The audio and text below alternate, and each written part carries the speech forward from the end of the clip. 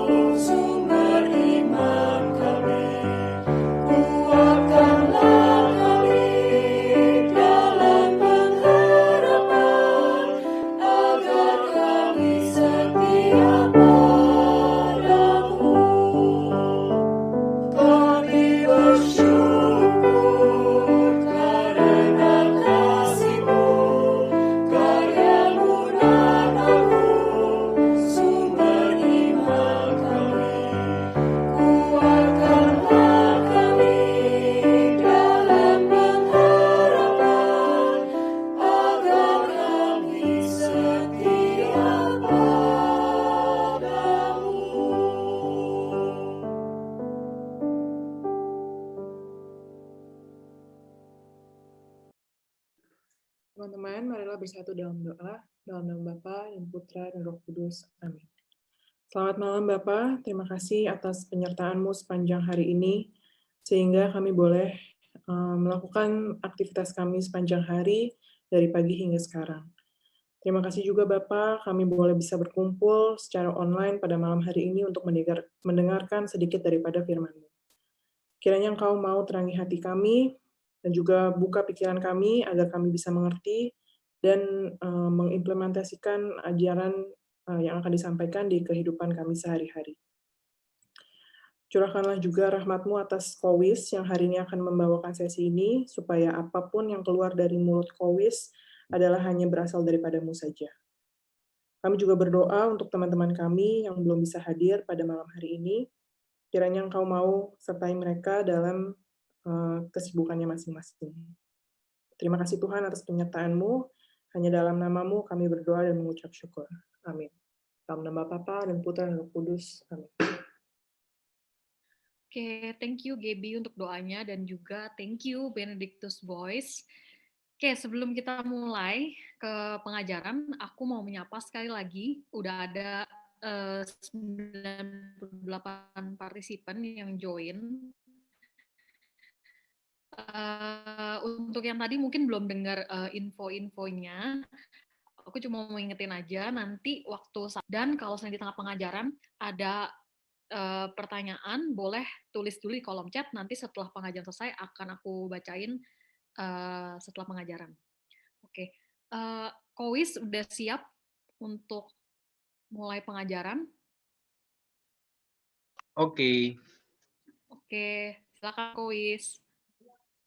Baik, selamat malam teman-teman semuanya. Selamat malam para pengurus dari komunitas Santo Benedictus. Terima kasih sudah mengundang saya kembali untuk sharing satu topik yang cukup penting ya di dalam ajaran Gereja Katolik, dan juga bukan hanya penting sebagai sebuah ajaran, tetapi juga penting untuk bagaimana kita menjalani kehidupan rohani kita, ya. Ya, jadi mohon maaf ya, ini anak saya barusan masuk. Oke, jadi ajaran topik pada malam hari ini bukan hanya sekedar sebuah pengetahuan ya untuk tahu api penyucian itu apa, ajaran gereja tentang api penyucian itu seperti apa, tetapi terlebih dalam lagi saya ingin mengajak teman-teman semuanya untuk melihat bagaimana ajaran tentang api penyucian ini benar-benar satu hal yang sangat berdampak bagi teman-teman, saudara kita, sahabat kita, keluarga kita yang sudah meninggal, dan juga berdampak bagi kita yang masih hidup di dunia ini.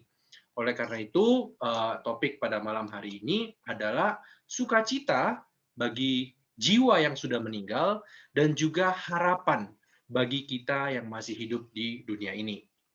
Nah, salah satu alasan mengapa topik ini terpikir muncul dalam pikiran saya ketika waktu itu JJ nanyain nanti sesi Kombas berikutnya mau bahas apa, ya. Tidak bisa dipungkiri kita sekarang hidup di era pandemi, ya kan, era pandemi COVID-19, dan beberapa minggu terakhir ini begitu banyak orang-orang yang terkena dampak dari COVID, baik secara langsung mereka yang terkena positif terkena COVID, dan juga mungkin kita yang tidak terdampak secara langsung tetapi kita memiliki teman, sahabat ataupun keluarga yang terkena positif dari COVID-19 ini. Dan saya sendiri pribadi, keluarga kami, kebetulan puji Tuhan keluarga saya sehat semuanya, tapi dari keluarga besar barusan sekitar 1 minggu yang lalu, salah satu dari kakak ayah saya, om saya, itu terkena COVID dan akhirnya meninggal dunia. Sehingga ketika mempersiapkan materi ini pun benar-benar materi yang saya siapkan ini benar-benar memiliki dampak yang personal bagi saya pribadi, dan juga mungkin bagi teman-teman yang hadir di pertemuan online ini. Mungkin teman-teman ada memiliki kerabat, sahabat yang juga meninggal dunia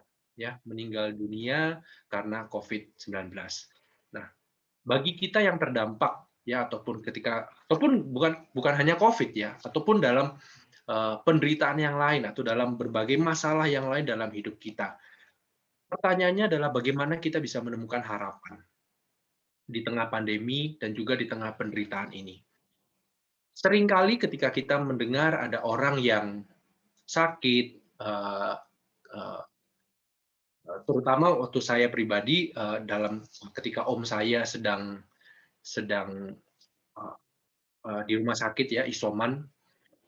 Kebetulan memang sedikit cerita aja, om saya memang punya histori kesehatan yang menyebabkan kondisi fisiknya memang sudah cukup lemah ya karena kondisi historis kesehatannya itu. Sehingga pada saat itu satu hal yang menjadi perenungan saya adalah apa harapan untuk mereka yang sedang sakit. Bagaimana saya bisa menemukan harapan di tengah situasi ini? Dan satu pemikiran yang muncul pada saat itu adalah apakah satu-satunya harapan bagi orang yang sakit adalah kesembuhan? Apakah kita ketika kita sedang sakit atau kita sedang mengalami suatu penderitaan, apakah harapan kita adalah hanya untuk keluar dari penderitaan itu? Atau kalau kita sedang sakit, apakah harapan kita hanya kesembuhan? Ya, kalau harapan kita hanya kesembuhan, bagaimana jika orang itu tidak sembuh? Bagaimana jika orang itu akhirnya meninggal dunia atau masalah yang ia hadapi tidak kunjung selesai, ya terus masih berlarut-larut, masih berlanjut terus tanpa ada kejelasan. Di mana kita bisa menemukan harapan kalau harapan kita hanya terletak pada kesembuhan, harapan kita terletak hanya pada penyelesaian suatu masalah, suatu penderitaan di kehidupan kita ini. Sehingga satu hal yang menjadi penting untuk perspektif kita dalam mencari harapan ini adalah kita perlu menyadari, kita perlu mengingat bahwa hidup kita sebagai sebagai seorang Kristiani, ya, kematian itu bukanlah akhir dari kehidupan kita. Karena jika kematian itu adalah akhir dari kehidupan manusia, setelah kita mati dan habis itu hidup kita ini udah menguap, hilang tanpa jejak, maka sejatinya harapan itu hanyalah ilusi, ya kan? Harapan hanyalah ilusi. Ngapain kita berharap kita bisa sembuh, tapi ternyata ketika kita meninggal dunia, ya semuanya itu hilang begitu saja. Bahkan bukan hanya harapan yang menjadi ilusi, semua penderitaan kita menjadi tidak berarti. Karena kalau kehidupan itu adalah akhir dari kehidupan manusia, kematian adalah akhir dari kehidupan manusia, pertanyaannya adalah kenapa kita harus menunggu sampai kita mati baru kita mengakhiri kehidupan kita? Kenapa kita harus menunggu di dalam penderitaan yang begitu panjang, penderitaan yang begitu lama, yang begitu menyesakkan, kalau pada akhirnya kehidupan ini semuanya akan hilang? Jadi jika kematian adalah akhir dari kehidupan kita, harapan itu hanyalah ilusi, penderitaan pun menjadi tidak berarti. Tentu kita tahu dan kita mengimani bahwa bukan ini yang akan terjadi, bahwa kematian bukanlah akhir dari kehidupan kita, tetapi kematian adalah sebuah transisi, sebuah jalan, sebuah proses perpindahan dari kehidupan kita sementara di dunia ini masuk ke dalam kehidupan kekal kita di surga. Bahwa harapan untuk hidup kita sementara di dunia ini adalah suatu bagian dari harapan kita untuk kehidupan kekal kita di surga. Jadi sebagai sebagai pengikut Kristus, sebagai umat Kristiani, tentu di dalam penderitaan kita perlu berharap untuk bisa sembuh, untuk bisa keluar dari masalah itu. Tetapi harapan itu adalah bagian dari harapan yang lebih besar. Bahwa harapan itu bukanlah satu-satunya harapan yang harus kita pegang. Tetapi harapan itu adalah bagian dari harapan yang lebih besar lagi. Bahwa harapan untuk hidup kekal bukan di dunia ini, tetapi untuk hidup kekal di surga. Nah, hari ini kita akan membahas tentang 4 hal terakhir. Apa yang terjadi saat proses transisi ini dari kehidupan sementara kita di dunia dan apa yang terjadi di antara kehidupan sementara dan kehidupan kekal di dunia. Ya, dalam ajaran gereja, pengajaran ini biasa dikenal dengan pengajaran 4 hal terakhir, ya, yaitu ada kematian, pengadilan khusus, surga, dan neraka. Lalu ada api penyucian.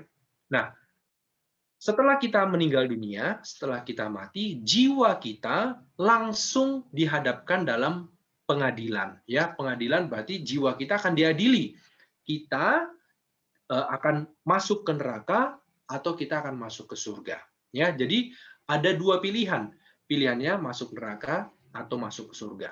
Nah, kalau pilihannya masuk ke surga, pertanyaan berikutnya adalah jiwa ini sudah siap belum untuk masuk ke surga? Kalau jiwa ini sudah siap untuk masuk ke surga, dia akan langsung masuk ke surga.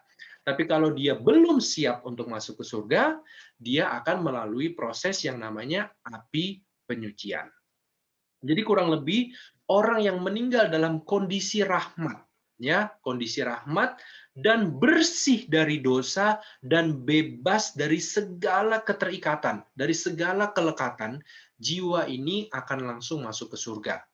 Sebaliknya, kita ke ekstrim sebaliknya dulu, orang yang meninggal dalam keadaan dosa berat, ya, tidak dalam kondisi rahmat, tidak dalam bersih dari dosa, tetapi dia keadaan dosa berat. Apa itu dosa berat? Nanti kita akan bahas lebih dalam. Tapi dosa berat adalah keadaan di mana kita menolak Tuhan. Ya, kita menolak Tuhan. Dan kita tidak mau bertobat di akhir hidup kita.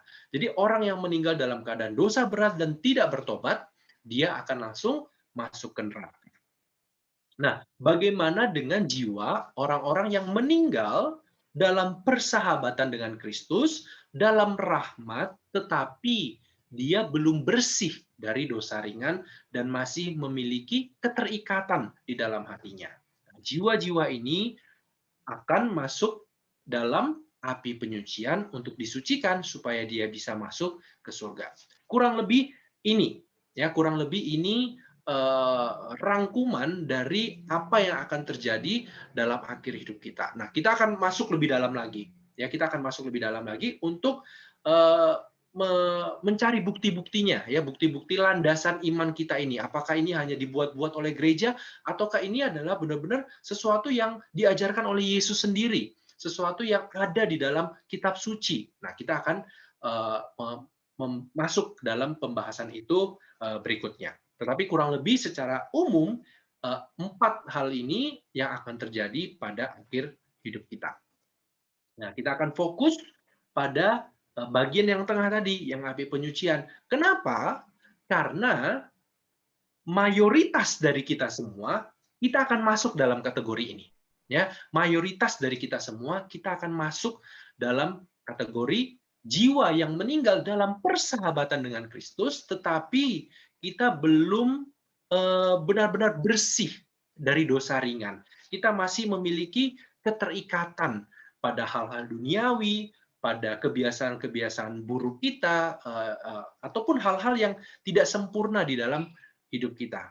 Jadi kita masih perlu disucikan. Oleh karena itu, belajar tentang api penyucian atau pengajaran tentang api penyucian ini bukan hanya sebuah teori yang kita pelajarin cuma supaya kita kelihatan pinter, enggak, tetapi benar-benar kita perlu belajar ini karena ini adalah sukacita dan harapan buat kita.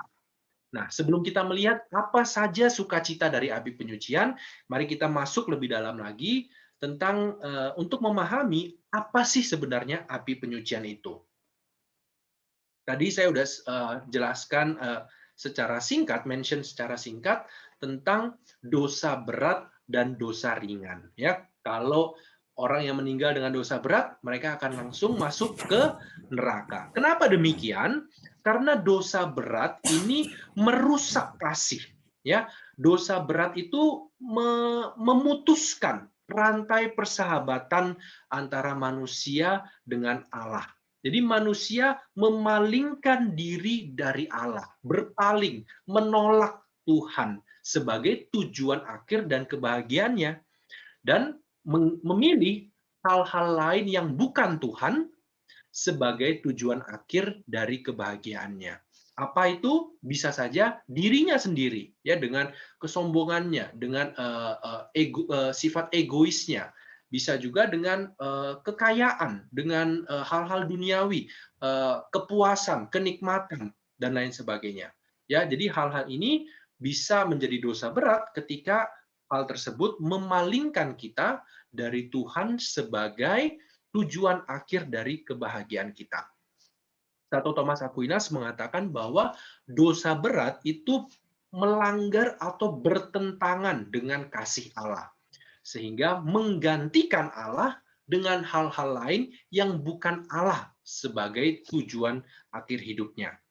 Sedangkan dosa ringan, ya, dosa ringan itu tidak serta-merta menggantikan Tuhan, tetapi ada suatu kekacauan, ada sesuatu ketidakteraturan, ya, ketidakteraturan dalam hidup kita sehingga kita melakukan sesuatu yang tidak sebagaimana mestinya, tetapi juga tidak secara langsung bertentangan dengan kasih Allah. Contohnya apa?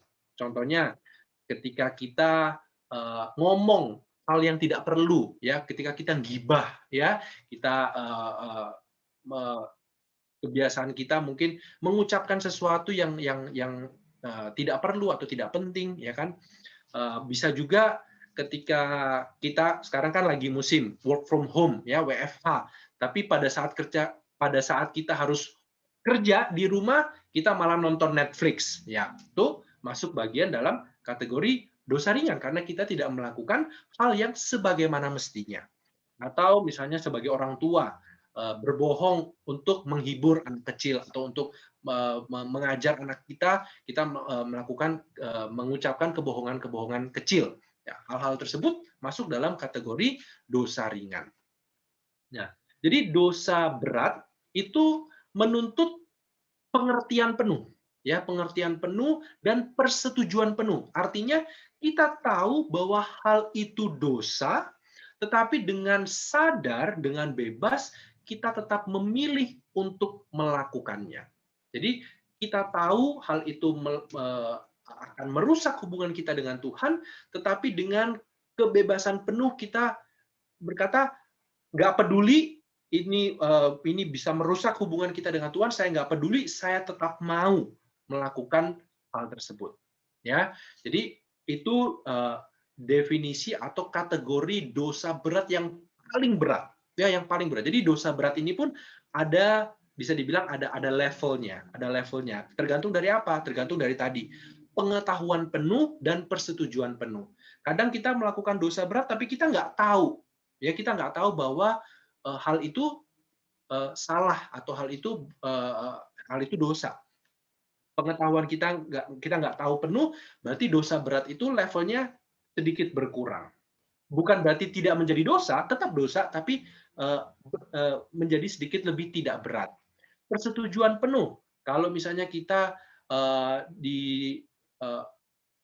menyakiti orang lain, tetapi bukan karena kesengajaan, tetapi karena ada orang lain yang memaksa kita, ya, kita ditodong, kita dipaksa untuk menyakiti orang lain, berarti kita tidak memiliki persetujuan penuh. Itu juga bisa meringankan bobot dari dosa berat. Bukan berarti tidak menjadi tidak dosa, tetapi dosa berat itu tingkatannya jadi lebih ringan. Nah, tetapi pada prinsipnya dosa berat tetap memiliki efek yang sama, yaitu hilangnya rahmat pengudusan. Bagaimana caranya untuk menghapus dosa berat ini? Kita bisa menghapus dosa berat dengan sakramen pengakuan dosa. Ya, sakramen pengakuan dosa untuk menghapus dosa berat. Dosa ringan, kalau dosa ringan bisa dihapus dari sakramen pengakuan dosa, tetapi dosa ringan juga bisa dihapus dari mengikuti perayaan Ekaristi. Ketika kita mengikuti perayaan Ekaristi, kita mendoakan doa tobat, ya kan? Saya mengaku kepada Allah Tuhan yang Maha Kuasa dan lain sebagainya. Tuhan kasihanilah kami, kita dihapuskan dosa-dosa ringan kita. Jadi kalau dosa ringan bisa dihapuskan oleh sakramen pengakuan dosa, tapi juga bisa dihapuskan dari sakramen Ekaristi. Nah, kenapa hal ini penting? Ya kan, kita akan lebih banyak fokus sekarang pada dosa ringannya, ya, pada dosa ringannya. Karena apa? Karena dosa ringan ini adalah hal yang sering tidak kita sadari, ya, sering tidak kita sadari bahwa apa yang kita lakukan ini sebenarnya adalah dosa, sehingga akhirnya kenapa kita perlu untuk bisa mengerti doktrin atau ajaran gereja tentang api penyucian, kita perlu tahu bahwa dosa ringan ini adalah hal yang sering tidak kita rasakan, tetapi menggerogoti, jiwa kita.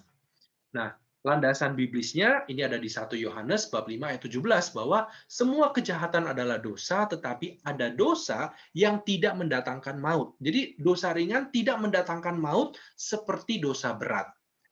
Apa efek dosa ringan? Efek dosa ringan tidak memutuskan hubungan kita dengan Tuhan, tetapi memperlemah kebajikan dan kasih, sehingga kita jadi lebih mudah untuk jatuh dalam dosa berat. Kita juga dengan dosa ringan itu juga membuat kita jadi memiliki kecondongan atau keterikatan yang tidak teratur pada ciptaan. Kita jadi lebih lekat pada ciptaan. Kita jadi lebih lekat pada hal-hal duniawi. Dan yang keempat, ini yang jarang sekali disampaikan atau banyak orang yang belum paham tentang efek ini adalah mengakibatkan siksa sementara. Ya, mengakibatkan siksa sementara. Kita akan bahas nanti apa itu siksa sementara. Jadi setiap kali kita berdosa, bahkan dosa yang paling ringan sekalipun yang mungkin kita anggap sepele, ya, itu ada efeknya. Ada efeknya. Salah satu dari keempat hal ini, ya, memperlemah kebajikan kita, membuat kita ini jadi lebih mudah untuk berbuat dosa berat di kemudian hari, dan juga membuat suatu kecanduan, ya, keterikatan, addiction terhadap dosa itu tadi. Nah, itu tadi efek dosa ringan buat kita yang masih hidup. Bagaimana efek dosa ringan buat mereka yang sudah meninggal? Nah, efek dosa ringan yang bagi mereka yang meninggal, kita tahu bahwa tadi di 1 Yohanes 5:17 dikatakan ada dosa yang tidak menyebabkan maut. Berarti mereka yang meninggal dengan dosa ringan, mereka meninggal dalam persahabatan dengan Allah. Sehingga mereka akan diselamatkan dari neraka dan pasti masuk ke surga. Namun, mereka sebelum bisa masuk ke surga, mereka perlu dibersihkan. Dibersihkan dari apa? Dari keterikatan dosa tadi. Karena tidak ada hal yang najis yang bisa masuk ke surga. Dari Wahyu 21 ayat 27. Dan mereka harus melunasi hutang siksa dosa sementara. Nah, ini mungkin mulai muncul pertanyaan nih. Ini apa-apaan ini kok kita masih harus melunasi hutang siksa dosa? Apa itu siksa dosa sementara? Bukannya semua siksa dosa kita itu sudah dibayarkan lunas dengan kurban darah Kristus. Ya, ini sering yang menjadi pertanyaan orang tentang api penyucian. Jangan-jangan api penyucian ini hanya dibuat-buat oleh gereja Katolik, hanya menambahkan hal-hal yang tidak perlu. Nah, kita perlu tahu gereja mengajarkan bahwa ada akibat ganda dari dosa kita. Jadi dosa kita itu punya akibat ganda, 2 akibat. Yang pertama, siksa dosa abadi. Ya, siksa dosa abadi. Pelanggaran atas kasih dan kebaikan Tuhan yang tidak terhingga mengakibatkan hukuman yang tidak terhingga juga. Ya, ibaratnya kalau kita mencuri aqua dari Indomaret, ya, sama kita membunuh kasir Indomaret, itu 2 tindakan pelanggaran yang berbeda bobotnya, ya kan? Tentu nilai dari aqua itu tidak ada apa-apanya dibandingkan nilai dari hidup kasir Indomaret, ya, kasir yang jaga Indomaret. Sehingga hukuman yang kita terima juga pasti proporsional dengan kebaikan atau nilai dari objek dari pelanggaran kita. Tentu hukuman kita untuk mencuri aqua dengan membunuh seseorang pasti akan lebih besar hukuman kita untuk membunuh seseorang, ya. Sehingga dengan logika ini, kalau dosa itu adalah melanggar Tuhan yang tidak terbatas kasih dan kebaikannya, sehingga pelanggaran kita pun mengakibatkan hukuman yang tidak terhingga pula, ya, hukuman yang abadi, yaitu maut yang abadi. Oleh karena itu, kalau kita mau menebus menebus hukuman itu, ya, kalau kita kembali lagi ke analogi tadi, kalau saya mencuri botol Aqua di Indomaret, saya menerima hukuman misalnya penjara 1 tahun. Nah, untuk menebus hukuman itu ya saya harus menjalani hukuman penjara itu tadi. Nah, kalau hukuman yang karena saya melanggar sesuatu yang tidak terhingga, saya pun akan menerima hukuman yang tidak terhingga, sehingga untuk menebusnya saya harus menjalani hukuman itu, hukuman yang tidak terhingga itu, maut tadi, maut yang tidak terbatas, maut yang abadi tadi. Sehingga kalau saya ingin kalau untuk membebaskan kita dari hukuman yang abadi, diperlukan kurban yang sebanding. Ya, diperlukan kurban yang sebanding. Kita tahu apa kurban itu? Kurban itu adalah tidak lain tidak bukan dari Putra Allah sendiri. Bapa mengutus Yesus putranya untuk menjadi kurban. Kurban yang terbaik karena dia adalah Tuhan, karena dia adalah Allah sendiri yang mengorbankan dirinya sebagai penebus dosa kita. Jadi dengan wafat dan kebangkitan Kristus, siksa dosa abadi ini sudah ditebus, sudah dilunasi. Sehingga kita yang berdosa, kita yang seharusnya menjalani hukuman itu, sekarang kita tidak perlu lagi menjalani hukuman itu karena kita sudah ditebus dan kita bisa masuk ke surga berkat penebusan dari Yesus disalib. Nah, akibat yang kedua adalah siksa dosa sementara. Untuk menjelaskan siksa dosa sementara ini, kita akan melihat satu analogi, ya, analogi yang bisa membantu kita memahami apa siksa dosa sementara itu. Ya, analoginya jika anak saya bermain bola, ya, anak saya main bola, terus dia nggak sengaja dia nendang bola itu sampai memecahkan kaca rumah tetangga.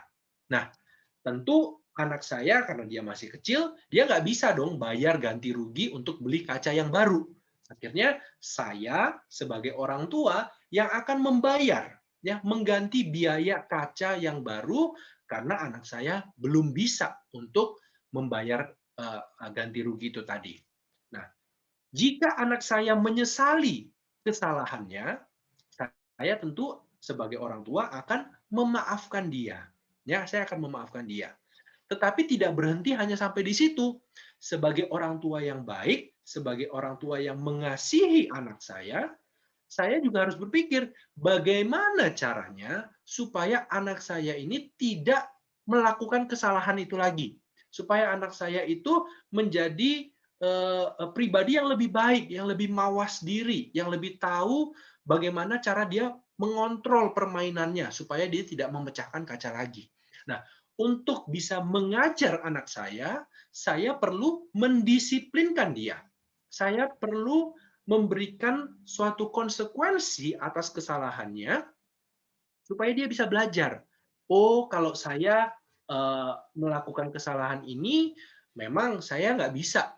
Saya ada konsekuensinya. Nggak serta-merta saya itu bisa melakukan kesalahan, terus ada yang nolong, terus saya udah bebas dari tanggung jawab. Kalau saya jadi orang tua seperti itu, teman-teman bisa menganalisa sendiri atau bisa menilai sendiri apakah itu orang tua yang baik dalam mendidik anaknya. Tentu kita bisa setuju ya bahwa itu bukan tindakan yang baik. It's not a good parenting mendidik anak seperti itu. Kita perlu mendisiplinkan anak kita supaya dia bisa bertumbuh jadi pribadi yang lebih baik. Dia tahu bahwa segala tindakannya itu memiliki konsekuensinya. Nah, siksa dosa sementara itu adalah bagian dari pendisiplinan ini. Ya, sebagaimana orang tua mendisiplinkan anaknya, Tuhan pun mendisiplinkan kita, ya, membantu kita untuk belajar dari kesalahan kita. Itu adalah siksa dosa sementara. Sebenarnya mungkin kata siksa, kata sementara ini yang menjadi suatu hal yang menggelitik, tapi teman-teman nggak perlu khawatir, karena ini sebenarnya hanya permasalahan dari penggunaan istilah saja. Sementara artinya Kenapa kok sementara? Kalau dalam bahasa Inggris sebenarnya katanya itu temporal. Temporal artinya sesuatu yang berada di dalam waktu, ya, temporal. Jadi siksa dosa sementara ini sebenarnya konsekuensi dari dosa kita di dunia ini. Ya, bisa dianggap seperti itu. Siksa dosa sementara itu adalah konsekuensi dosa kita, konsekuensi perbuatan kita di dunia ini. Ya, jadi apa yang ada, jadi dosa kita itu berakibat ganda, berakibat untuk kehidupan kekal kita, siksa dosa abadi, tapi ada konsekuensi juga di dalam kehidupan kita ini. Karena kehidupan kita ini sementara, maka istilahnya jadi siksa dosa sementara. Ya, karena itu adalah konsekuensi dosa dalam hidup kita. Nah, Tuhan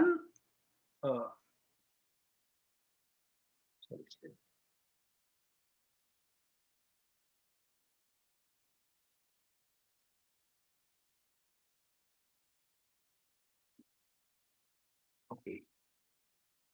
Ya. Oh.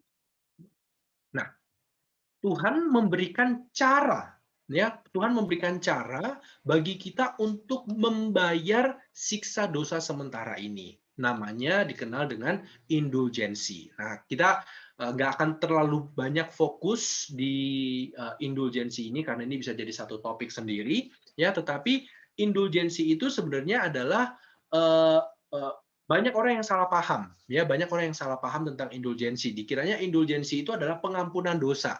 Sebenarnya bukan, ya. Indulgensi itu bukan pengampunan dosa, tetapi indulgensi itu adalah bagian dari penghapusan siksa dosa sementara ini, ya.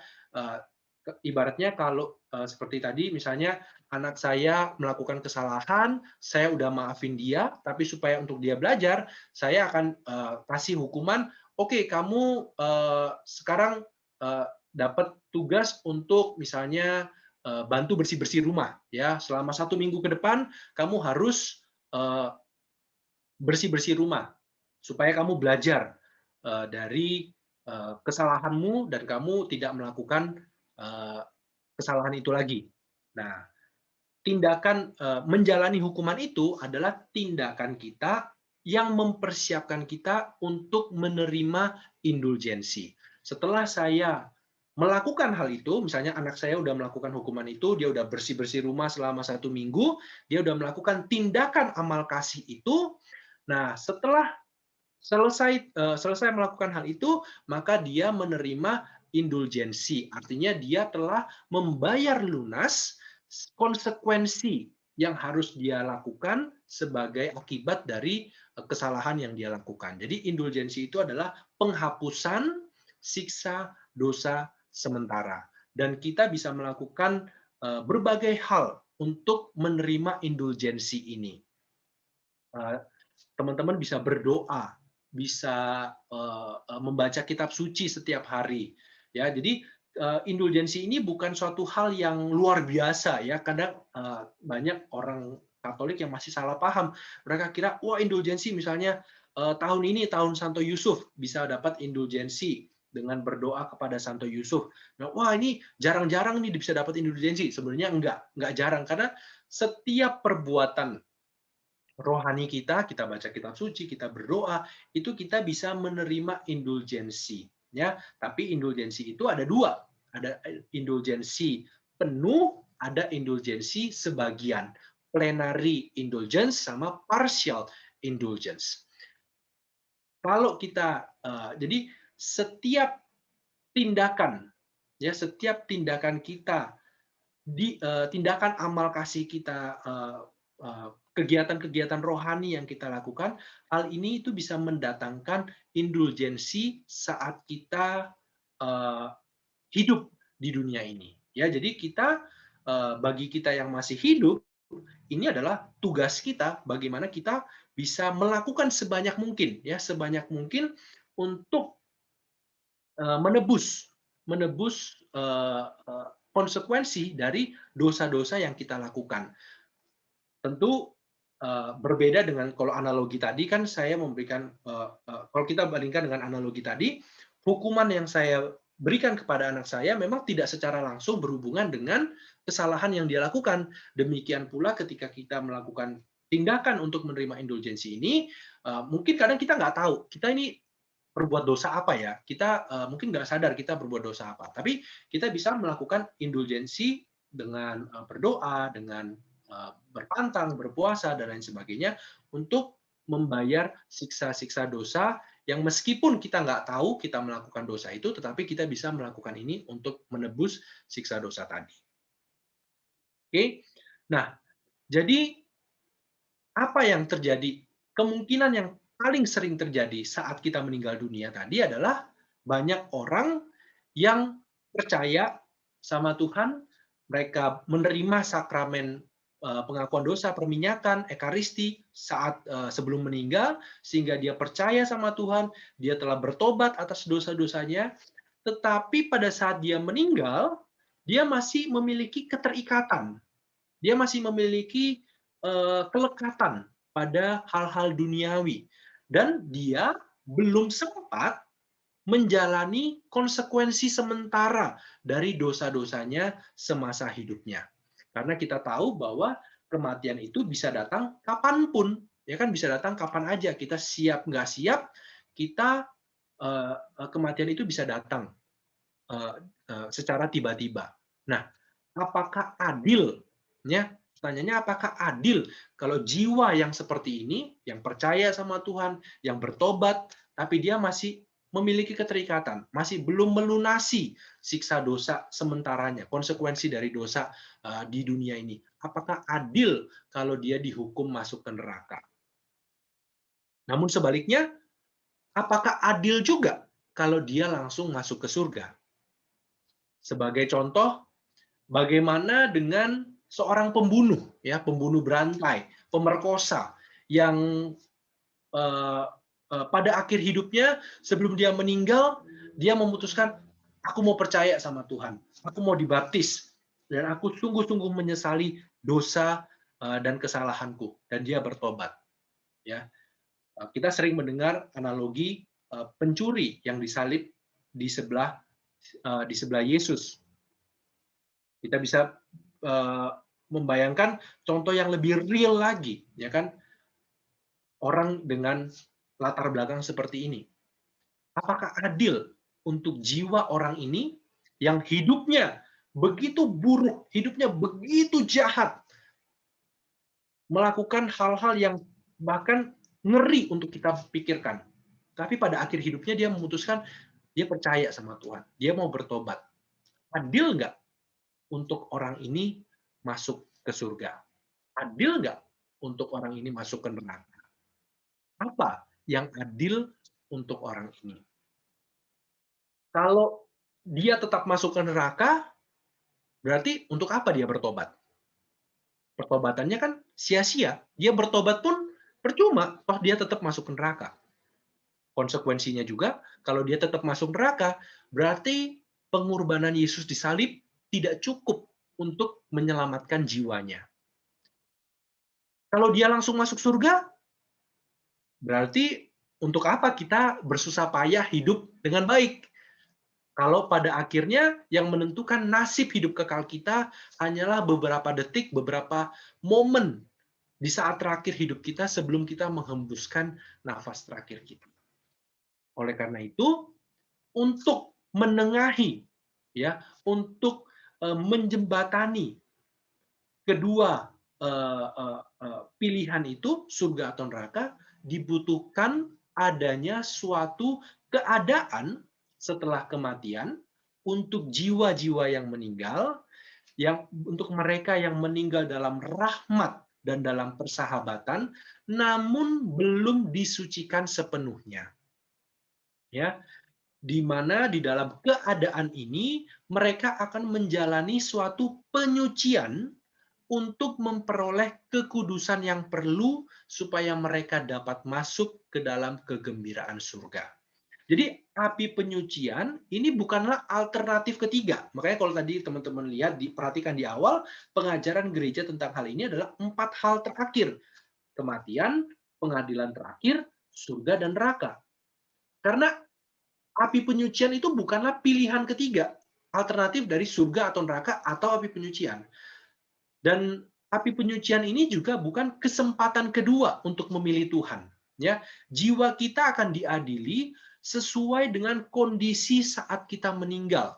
Jika saat kita meninggal, kita telah memilih untuk berpisah dari Tuhan, kita telah memilih untuk menolak Tuhan, maka pilihan itulah yang akan kita bawa dalam pengadilan setelah kematian. Kita tidak bisa mendapatkan kesempatan kedua untuk merubah pilihan kita.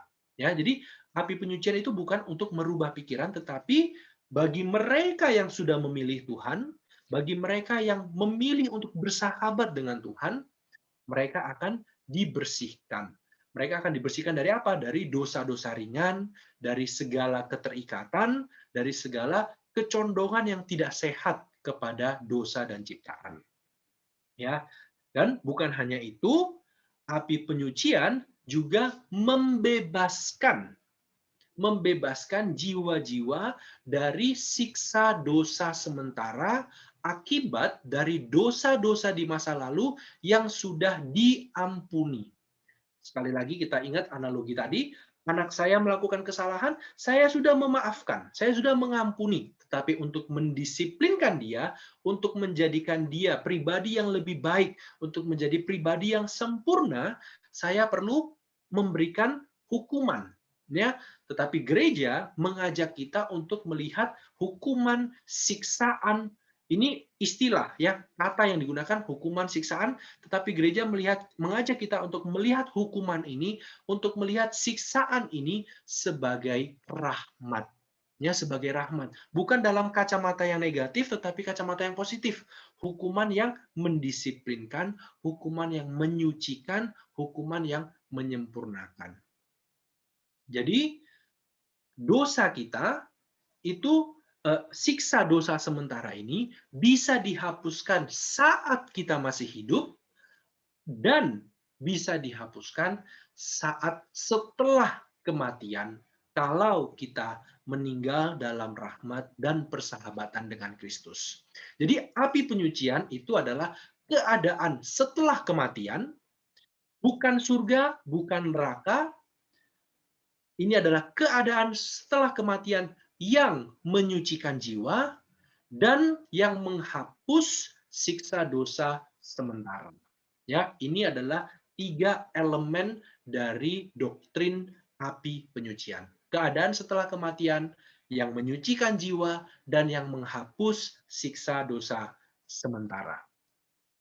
Nah, banyak orang yang mempertanyakan, mungkin teman-teman juga mempertanyakan, memangnya api penyucian itu ada di kitab suci? Ya, bukannya Santo Paulus itu mengatakan bahwa kami beralih dari tubuh ini untuk menetap pada Tuhan.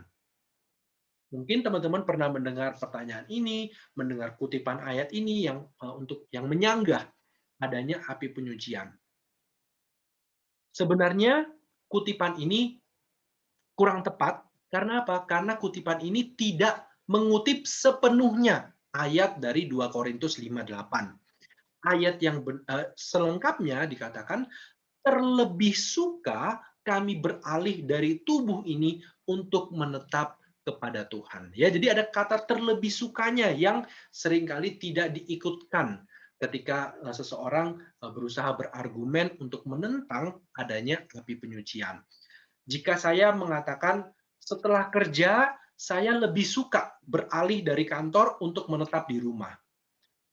Pernyataan ini, lebih suka beralih dari kantor untuk menetap di rumah, tidak secara otomatis berarti bahwa ketika saya keluar dari kantor, saya akan langsung masuk ke rumah.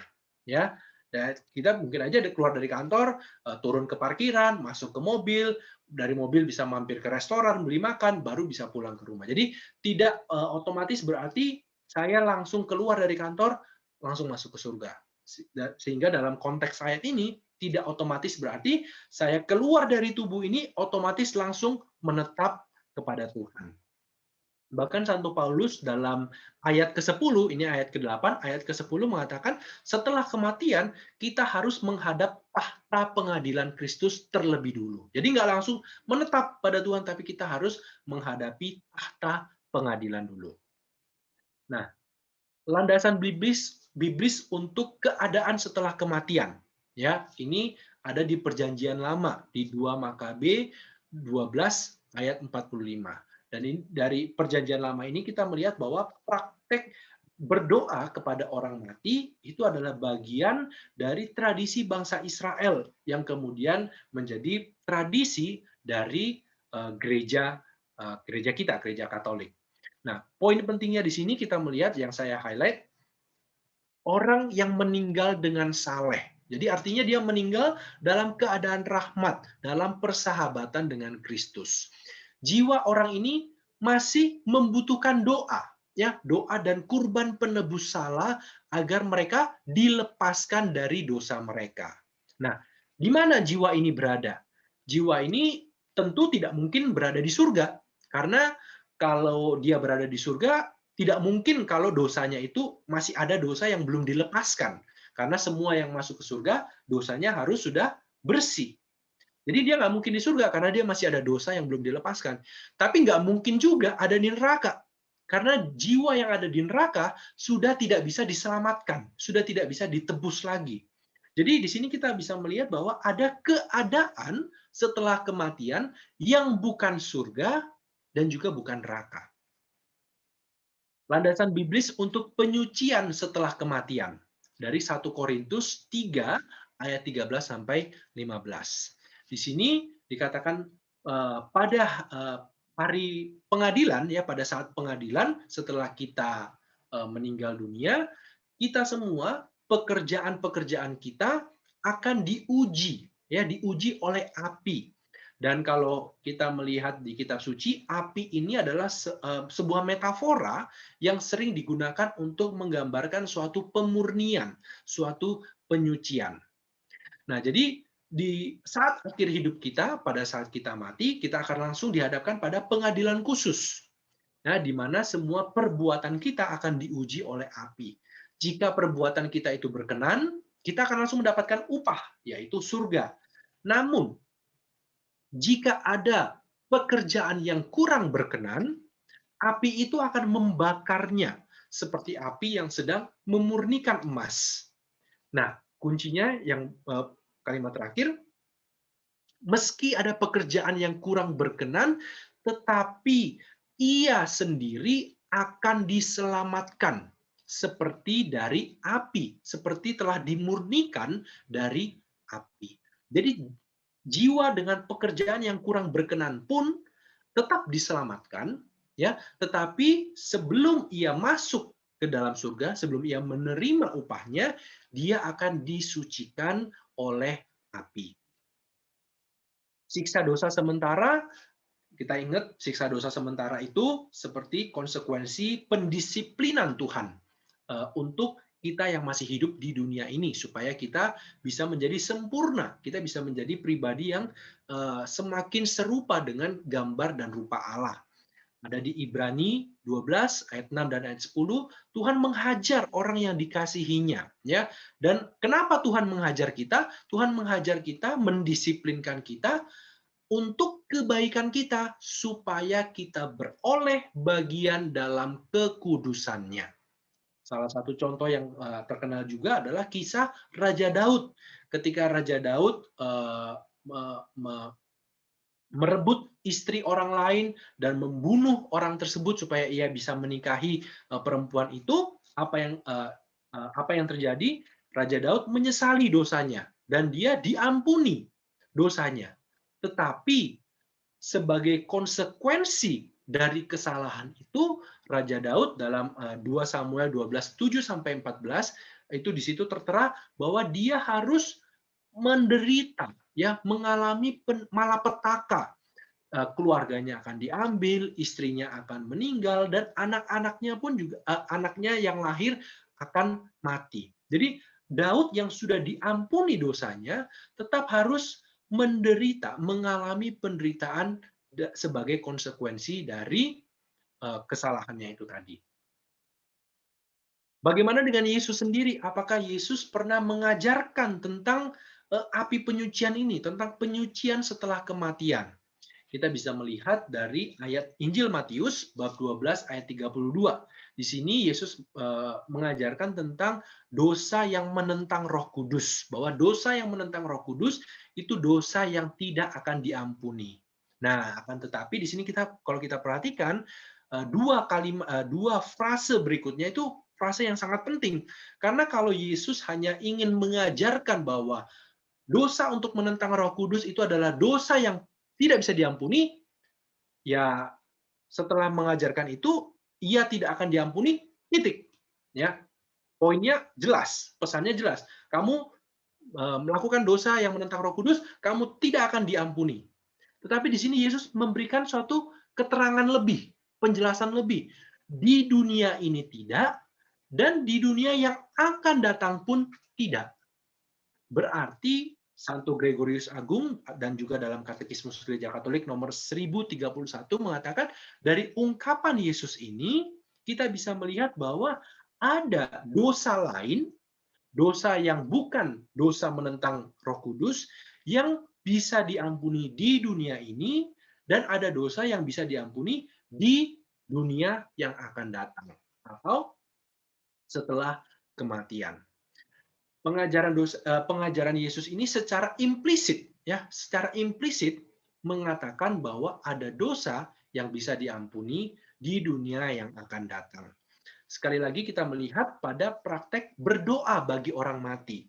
Jika dosa jiwa yang sudah meninggal tidak bisa diampuni, mengapa kita berdoa bagi mereka? Ya, jadi di sini kita melihat suatu kesinambungan antara praktek berdoa bagi orang mati dari tradisi bangsa Israel di Perjanjian Lama yang dibawa masuk dalam tradisi Kristiani, itu semua berkesinambungan dan memiliki landasan biblis yang kuat dari para rasul, Santo Paulus, bahkan dari Yesus sendiri. Nah, apakah jiwa di api penyucian itu menderita? Jawabannya, iya. Jiwa di api penyucian itu mengalami penderitaan. Kadang ada orang yang salah kaprah. Mereka mengambil posisi yang ekstrim bahwa jiwa di api penyucian itu nggak menderita, itu udah pasti masuk surga, tenang aja, itu udah nggak ada mengalami penderitaan sama sekali. Itu tidak tepat, ya. Ada yang ekstrim sebaliknya, bahwa jiwa di api penyucian itu akan mengalami penderitaan yang begitu menderita. Sampai-sampai mereka lupa bahwa, sampai mereka menganggap bahwa di api penyucian itu hanya ada penderitaan. Itu juga salah. Yang benar adalah, apakah di api penyucian jiwa menderita? Iya, tapi bukan hanya penderitaan. Jiwa di api penyucian juga mengalami sukacita. Ya, jadi mereka di api penyucian, mereka mengalami siksaan dan mereka mengalami sukacita. Bahkan penderitaan yang mereka alami itu harus dipandang dari kacamata sukacita yang menanti mereka. Contohnya, sekarang lagi heboh Olimpiade, ya kan, dari Olimpiade.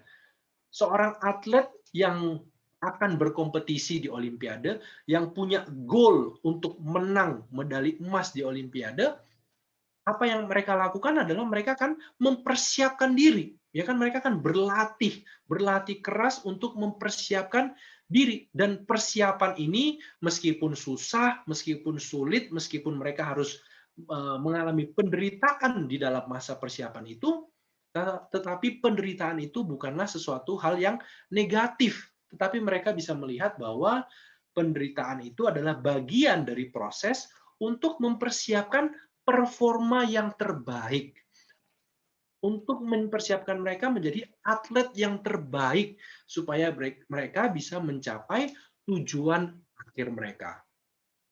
Bahkan buat atlet yang benar-benar serius untuk menjadi yang terbaik, mereka tidak akan berusaha untuk menghindari proses penderitaan itu, menghindari proses latihan itu. Mereka tidak akan mencari jalan pintas.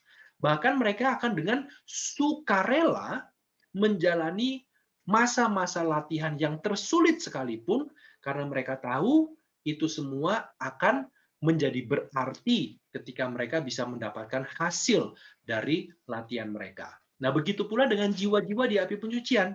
Betul, mereka mengalami penderitaan, tetapi pandangan mereka tetap mengarah pada sukacita abadi yang menanti mereka. Sehingga mereka pun dengan sukarela menjalani proses penyucian ini.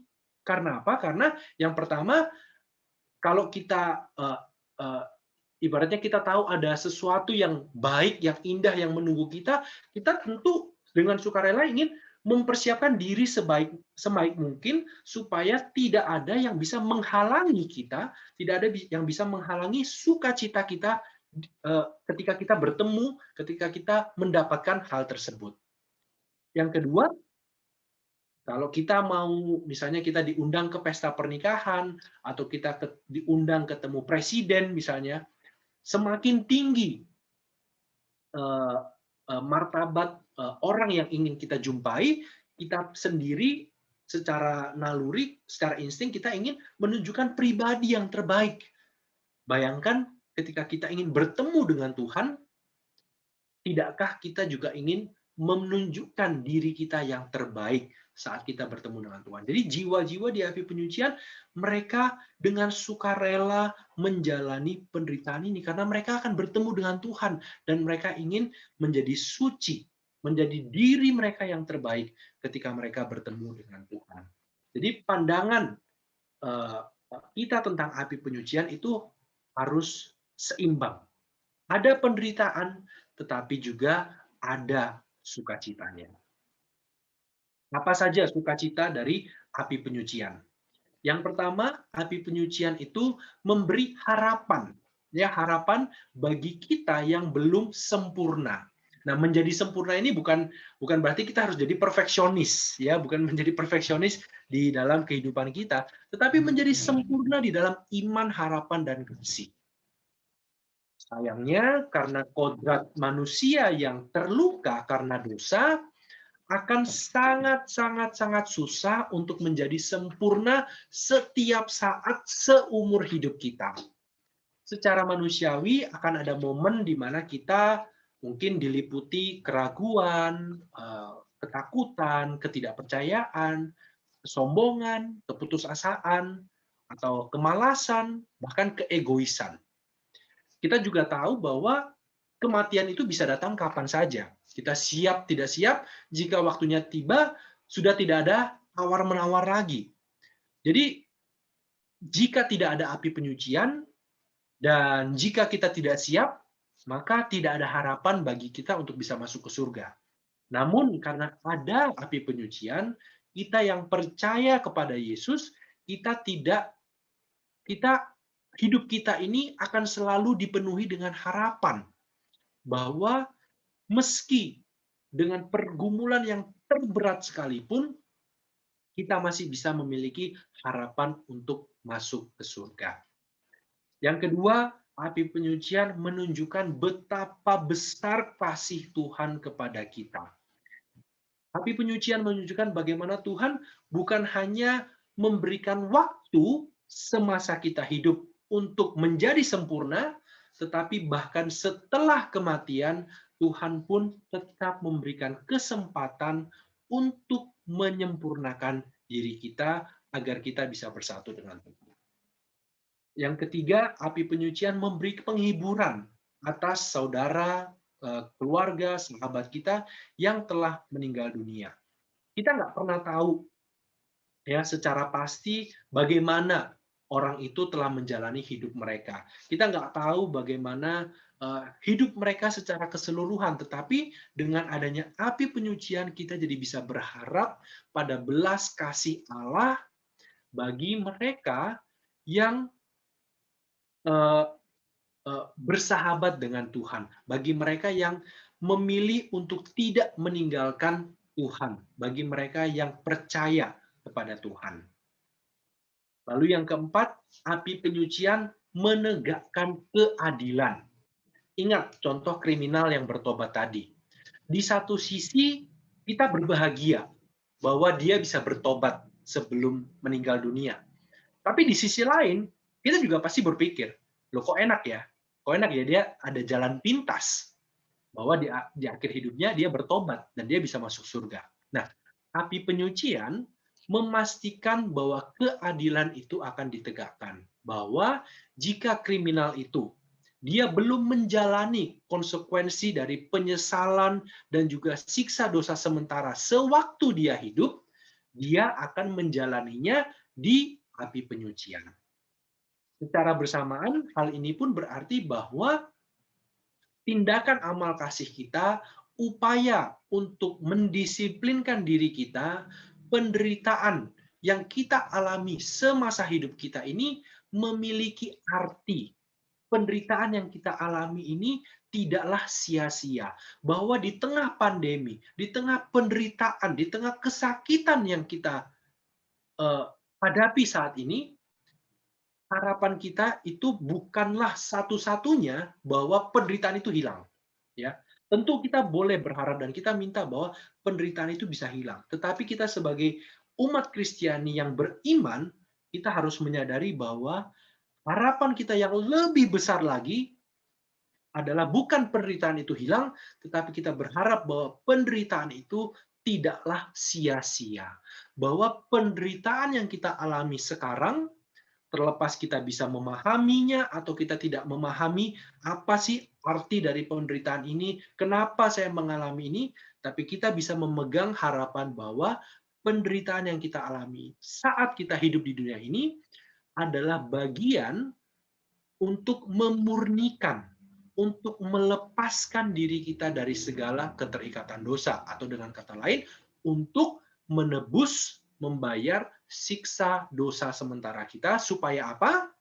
Supaya kalau siksa dosa sementara kita sudah lunas, kita bayar, keterikatan kita akan dosa sudah bisa kita lepaskan, ketika kita meninggal dunia, kita bisa langsung masuk ke surga. Yang kelima, api penyucian menunjukkan bahwa hubungan kita di dunia tidak terputus dengan mereka yang berada di api penyucian. Bahwa kita masih memiliki relasi dengan mereka. Tentu relasi ini berbeda. Ya, kita nggak bisa hang out, kita nggak bisa makan bareng, kita nggak bisa kongko bareng dengan mereka secara fisik, tetapi tidak bisa berinteraksi secara fisik bukanlah hal yang buruk, karena sekarang relasi kita dengan mereka ada di dalam rahmat dan kasih. Kita bisa mempersembahkan doa kita, baik secara pribadi ataupun melalui intensi misa, dan juga gereja secara khusus pada tanggal 2 November, hari peringatan arwah semua orang beriman, kita bisa melakukan tindakan amal kasih untuk memperoleh indulgensi bagi jiwa-jiwa di api penyucian. Jadi, khusus pada hari 2 November, tindakan amal kasih kita bukan untuk indulgensi diri kita pribadi, tetapi bisa kita persembahkan untuk mereka yang berada di api penyucian. Tentu perbuatan ini adalah bentuk tindakan kasih buat mereka. Karena kita ingin membantu mereka untuk bisa segera masuk menikmati sukacita, kebaikan yang tertinggi, yaitu Tuhan sendiri di surga. Tidak hanya itu, tidak hanya kita yang bisa berdoa untuk mereka, tetapi Katekismus nomor 958 mengatakan, doa-doa kita untuk orang yang sudah meninggal tidak hanya membantu mereka, tetapi kalau mereka sudah dibantu, doa mereka pun akan berdaya guna untuk kita. Ingat, jiwa di api penyucian adalah jiwa yang meninggal dalam rahmat dan persahabatan dengan Kristus. Sehingga mereka tidak mungkin lagi menjauh atau berpisah dari Tuhan. Dengan kata lain, mereka sudah dekat dengan Tuhan. Mereka lebih dekat dengan Tuhan daripada kita yang masih di dunia ini. Sehingga semakin kita mendoakan mereka, mereka menjadi semakin dekat dengan Kristus, dan semakin mereka mendekat kepada Kristus, mereka pun bisa menjadi perantara doa-doa kita yang berdaya guna. Jadi relasi kita dengan mereka tidak terputus, tetapi semakin erat di dalam rahmat dan kasih. Lalu yang keenam, api penyucian adalah jalan yang pasti menuju surga. Jadi jiwa-jiwa di api penyucian, mereka sudah pasti, mereka tidak lagi perlu berandai-andai. Aduh, aku bisa masuk neraka nggak ya? Aku bisa berpisah dari Tuhan nggak ya? Mereka sudah mengalami suatu kepastian, mereka sudah menikmati kepastian bahwa mereka akan masuk surga. Jadi benar mereka mengalami penderitaan, tetapi di sisi lain mereka juga telah menikmati kepastian bahwa mereka akan bertemu dengan Tuhan. Dan yang terakhir, sukacita di api penyucian adalah api penyucian tidak memisahkan jiwa-jiwa dengan Yesus. Ya, banyak orang yang menentang adanya api penyucian ini berkata bahwa orang yang sudah meninggal dunia kenapa harus mengalami api penyucian ini? Seakan-akan api penyucian itu menunda-nunda perjumpaan jiwa yang sudah meninggal dengan Yesus. Nah, Paus Emeritus Benedictus ke-16 dalam ensiklik Spe Salvi mengatakan bahwa para teolog sekarang ini banyak yang mencetuskan pemahaman bahwa api yang menyucikan itu, api yang memurnikan jiwa-jiwa di api penyucian, tidak lain, tidak bukan adalah Yesus sendiri. Di mana ketika jiwa-jiwa berdiri di hadapan Yesus dengan segala ketidaksempurnaannya, maka ketidaksempurnaannya itu akan terbakar dari pandangan, dari tatapan wajah Yesus. Jadi api penyucian tidak serta-merta berarti kita berpisah atau kita masih jauh dengan Yesus, karena api penyucian ini sejatinya adalah tempat perjumpaan jiwa-jiwa dengan Yesus sendiri. Apa artinya semua penjelasan yang sudah panjang lebar ini, udah 1 jam dari jam saya, mohon maaf ya teman-teman. Anggaplah mendengarkan ini selama 1 jam adalah bagian dari upaya kita untuk menebus, membayar siksa dosa sementara kita, ya, puji Tuhan. Nah, atas apa artinya semua ini untuk hidup kita sekarang, ya, bagaimana api penyucian ini berdampak pada hidup kita sekarang. Belakangan ini, ya udah mulai beberapa tahun yang lalu, kita sering mendengar istilah ini, ya, YOLO. You live only once. Kita ini hidup hanya sekali. Jadi kita hidup harus manfaatin waktu hidup kita di dunia ini untuk melakukan sebanyak mungkin hal yang bisa membuat kita bahagia. Orang-orang dengan pemikiran seperti ini tentu berharap bahwa hidup mereka itu bisa penuh, seperti gelas air yang selalu penuh dengan kebahagiaan, penuh dengan sukacita, dan lain sebagainya. Padahal, sadar atau tidak, pemikiran seperti ini sebenarnya tidak akan membuat hidup kita penuh.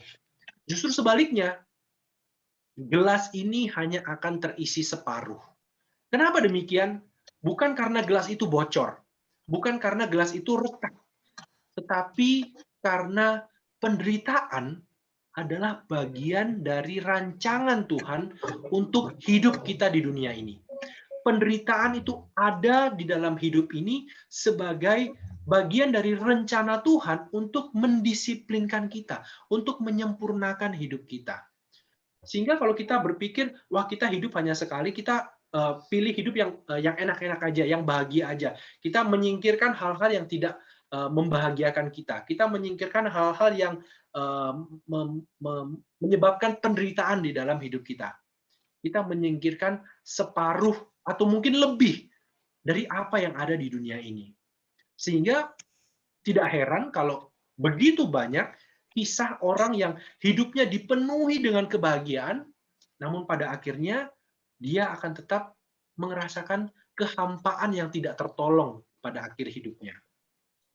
Berapa banyak orang yang berusaha untuk mengisi kehampaan itu tanpa menyadari bahwa sebenarnya kehampaan itu adalah bagian dari persiapan kita untuk hidup kekal kita nantinya.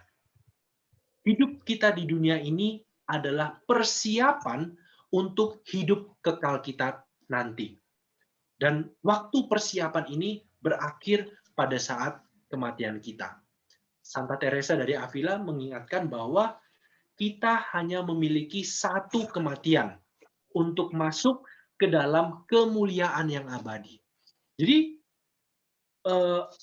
kita bukan hidup hanya satu kali di dunia ini, tetapi kita ini diciptakan untuk hidup dalam keabadian. Dan untuk masuk dalam keabadian itu tadi, ada satu pintu yang harus kita lewati. Dan semua dari antara kita di sini, tidak ada yang tidak bisa melewati pintu itu. Kita semua akan melewati pintu itu, yaitu kematian. Seberapa banyak orang yang sibuk memikirkan bagaimana supaya mereka bisa hidup dengan baik. Tetapi mereka tidak mempersiapkan bagaimana kita bisa mati dengan baik. Karena hanya ada satu kesempatan untuk mati. Sudah siapkah kamu? Atau takutkah kamu untuk mati? Bagaimana caranya supaya kita tidak takut? Para kudus menyarankan supaya kalau kita mau tidak takut saat kita mati, mulai dari sekarang kita sudah harus latihan untuk mati bagi diri kita. Caranya bagaimana? Caranya kita semua melakukannya setahun sekali pada masa Prapaskah, yaitu dengan berpantang dan berpuasa.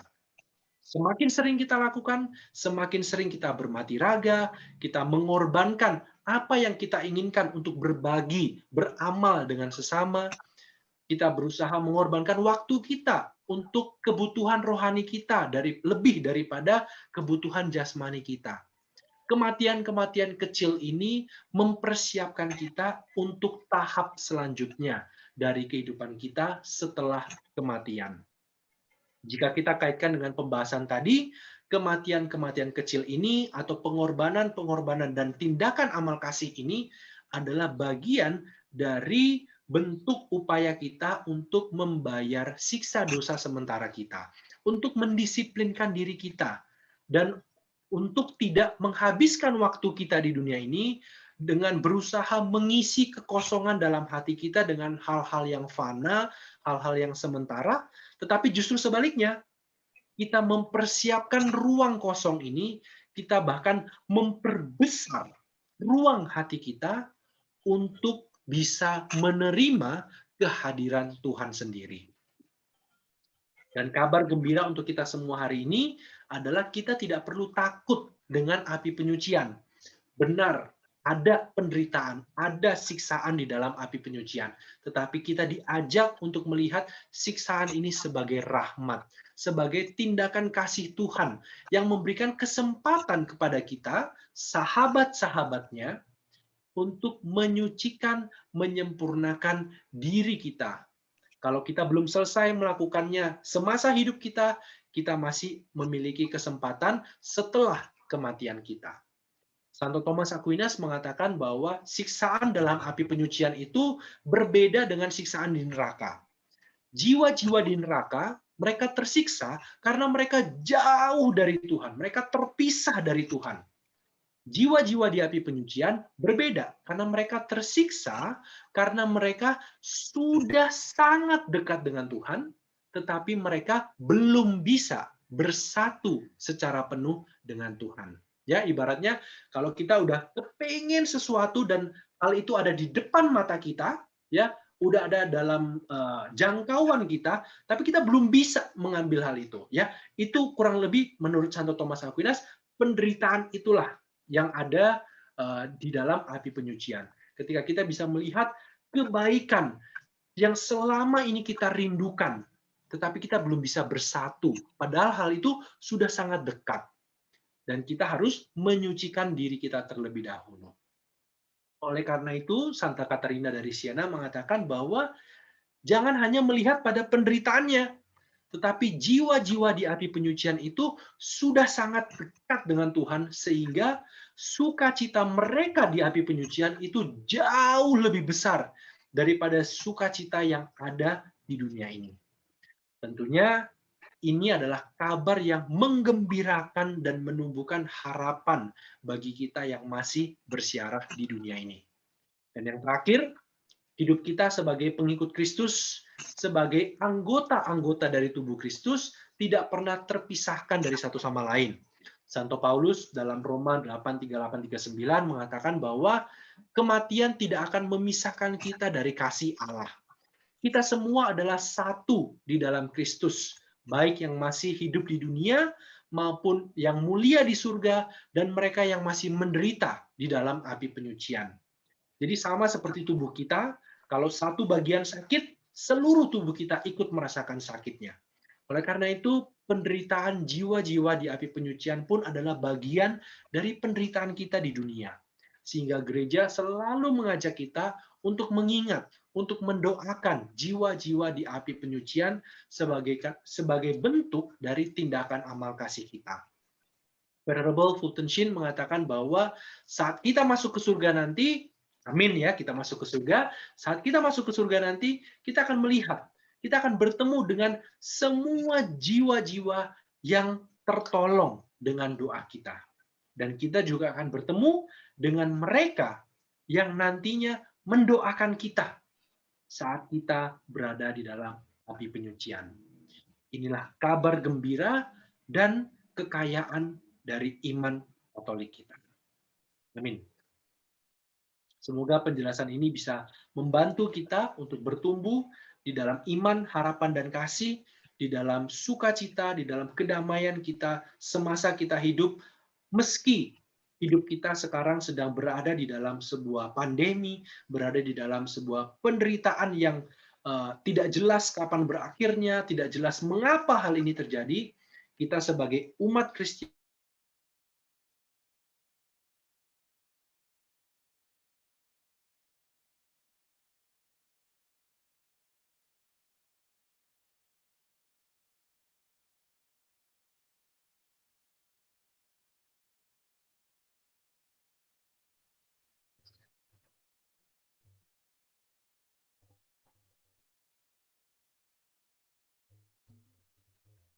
Thank you semua.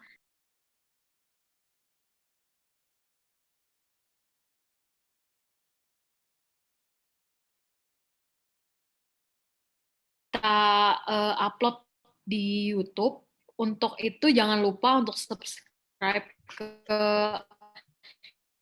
YouTube-nya Kombas Santo Benedictus di channelnya itu Kombas Santo Benedictus. Ini kebetulan juga next pertanyaannya ada yang nanya channel YouTube-nya Benedictus apa?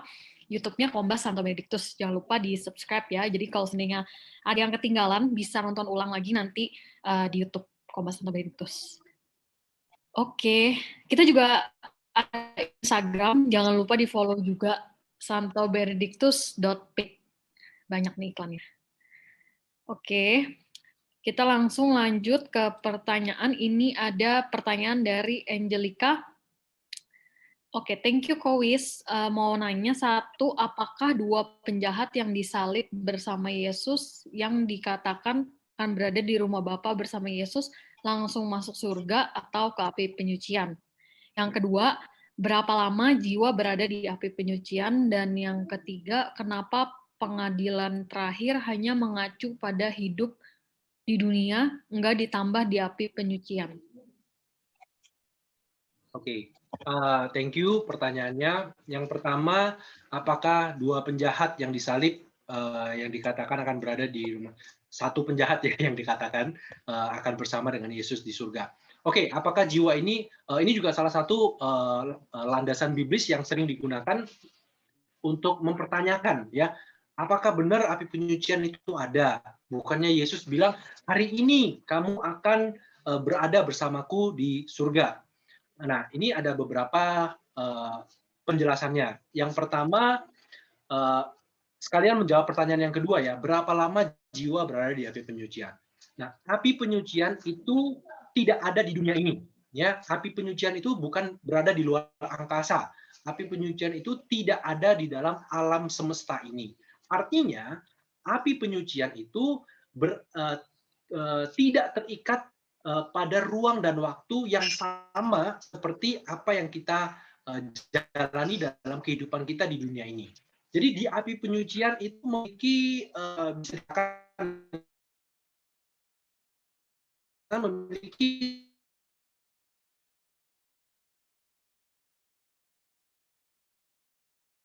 ada waktu ya, tetapi waktu di sana itu berbeda dengan waktu di sini. Kalau di sini kita waktu dengan detik, menit, hari, minggu dan lain sebagainya, kita berjalan menyusuri waktu.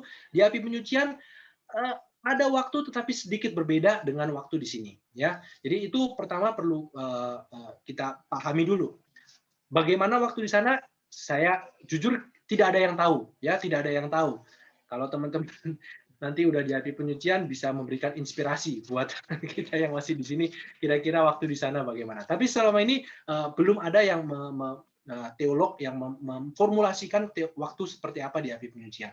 Sehingga kita bisa menalar bahwa Allah mempunyai kemampuan untuk menyucikan secepat mungkin dan selama mungkin, ya. Allah mampu untuk menyucikan jiwa begitu saja, ya. Di api penyucian langsung dalam satu hari, misalnya Yesus meninggal jam 3 siang di waktu dunia, masuk api penyucian, Allah langsung bilang, oke, suci, keluar dari api penyucian. Di waktu dunia jam 5 sore atau jam 6 malam, jiwa itu udah masuk di surga. Jadi masih masuk dalam kategori hari ini kamu akan masuk ke surga. Jadi kita nggak tahu secara pasti berapa lama orang jiwa berada di api penyucian atau bahkan seperti apa waktu di dalam api penyucian. Bisa sangat cepat, bisa sangat lambat. Ya, jadi kalau mengatakan bahwa karena Yesus bilang hari ini kamu ada di surga bersamaku, berarti api penyucian tidak ada, itu juga kurang kuat argumen itu. Lalu yang penjelasan yang kedua, kalau kita melihat kitab suci sekarang, memang tertulis bahwa sebentar saya coba cari ini dari ayat Lukas 23 ayat 43. Sebentar ya, saya coba cari. Atau mungkin teman-teman ada yang bisa buka, bisa langsung dikopas ke chat. Lukas 23 ayat 43. Ayatnya tertulis seperti apa?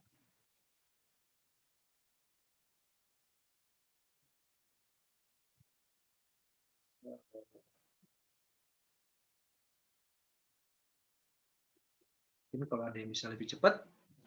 Lukas 23. Oke. Di sini dikatakan, aku berkata kepadamu, sesungguhnya hari ini juga engkau akan berada bersama-sama dengan aku dalam Firdaus. Ya, jadi kalau dalam teks kitab suci sekarang, aku berkata kepadamu, sesungguhnya hari ini juga engkau akan berada bersama-sama dengan aku di dalam Firdaus. Tapi kalau kita melihat teks kitab suci pada yang original, pada teks kitab suci yang original itu belum mengenal tanda baca, ya, belum mengenal tanda baca, belum mengenal koma. Jadi teks ini juga bisa dibaca dalam tulisan Yunani aslinya, aku berkata kepadamu sesungguhnya hari ini. Jadi Yesus berkata kepadanya, hari ini aku berkata, aku sungguh-sungguh berkata kepadamu hari ini, kamu akan berada bersamaku di surga. Jadi pengertian bahwa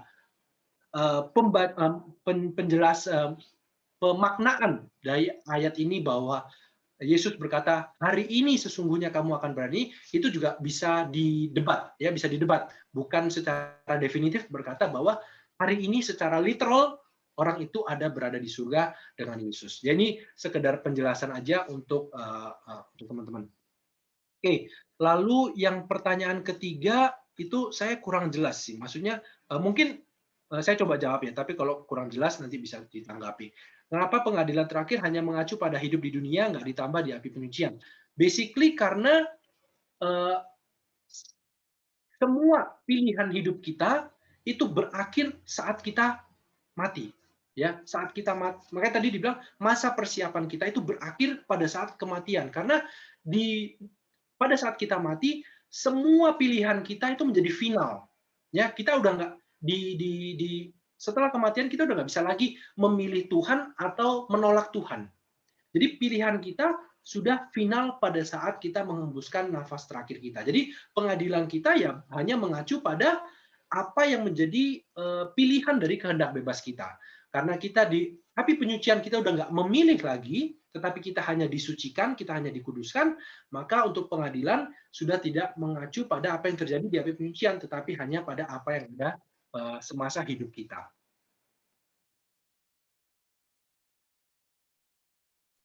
Oke, tadi Angelica apa sudah jelas jawabannya? Semoga udah jelas ya. Oke, kita langsung aja lanjut ke next pertanyaan ya, Kowis, karena waktunya juga udah mepet. Oke. Ini next ada pertanyaan dari Witatan. Terima kasih atas pengetahuan tentang api penyucian. Apa yang akan dilakukan oleh para jiwa-jiwa di api penyucian untuk mencapai kesucian dan naik ke surga? Oke, pada prinsipnya sama. Jiwa-jiwa di api penyucian, mereka yang sudah meninggal, mereka sudah tidak bisa memilih sesuatu. Ya, jadi mereka basically sudah tidak bisa melakukan apa-apa untuk mencapai kesuciannya, karena mereka sudah tidak bisa berbuat sesuatu. Ya, mereka hanya udah nggak bisa ngapa-ngapain. Apa yang bisa mereka lakukan yang selama ini termanifestasi dalam kehidupan kita adalah Allah bisa mengizinkan jiwa-jiwa di api penyucian untuk datang ke dalam kehidupan kita untuk memohon doa kita bagi mereka. Ya, jadi kita yang di dunia ini kita di dunia ini yang bisa melakukan sesuatu untuk membantu penyucian mereka. Ya, kita yang bisa mempersembahkan tindakan amal kasih kita untuk penyucian mereka. Jadi kita yang di dunia ini, sekali lagi tadi kita sampaikan bahwa kita semua ini adalah satu dalam tubuh Kristus, satu anggota tubuh menderita, kita anggota tubuh yang lain, kita pun akan merasakan penderitaan itu, dan kita pun akan berusaha untuk membantu melepaskan bagian itu dari penderitaan, sehingga kita yang hidup di dunia ini kita juga diminta untuk berdoa bagi mereka, untuk mempersembahkan misa, untuk kalau kita berdoa rosario, kita berdoa doa Fatima, kita juga berdoa bagi jiwa-jiwa di api penyucian. Jadi kita yang bisa membantu mereka untuk mencapai kesucian untuk bisa naik ke surga.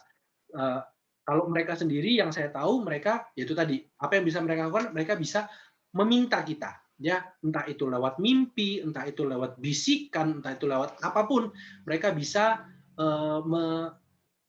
atas izin Tuhan mereka bisa datang kepada kita untuk memohon doa-doa ini. Jadi teman-teman, kita nggak perlu khawatir kalau kita mengalami pengalaman-pengalaman yang mungkin bikin kita merinding, ya. Itu kita bisa secara dengan iman kita menyimpulkan bahwa ini adalah reminder bahwa ada jiwa-jiwa di api penyucian yang sedang meminta kita untuk berdoa bagi mereka, untuk meminta kita membuat intensi bagi mereka di surga nanti, untuk mereka di api penyucian.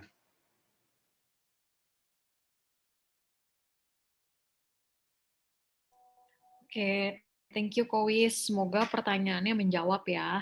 Jadi kita cuma punya kesempatan di hidup ini, sekarang ini, jadi pergunakanlah sebaik-baiknya.